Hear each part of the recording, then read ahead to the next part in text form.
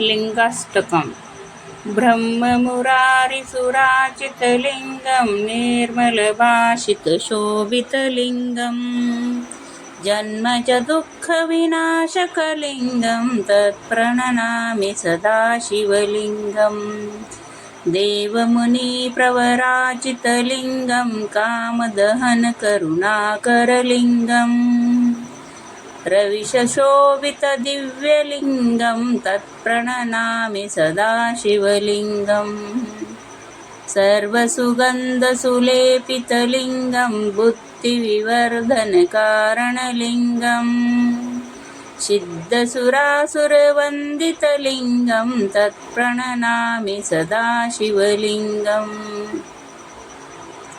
कनकमहामणिभूषितलिङ्गं फणिपतिवेष्टितशोभितलिङ्गं दक्षसुवर्णसुजाण्यलिङ्गं तत्प्रणनामि सदा शिवलिङ्गं कुञ्जरमुक्तिसेवितलिङ्गं कुर्वतदानप्रमोदितलिङ्गं सोनसुतार्पितदिव्यलिङ्गं तत्प्रणनामि सदा शिवलिङ्गं देवगणार्चितसेवितलिङ्गं भावे प्रमोदिपभव्यलिङ्गं दिनकरकोटिप्रभाकरलिङ्गं तत्प्रणनामि सदा शिवलिङ्गम् अष्टदलोपरिवेष्टितलिङ्गं सर्वसमुद्रकारणलिङ्गम् अष्टदरिद्रविनाशितलिङ्गं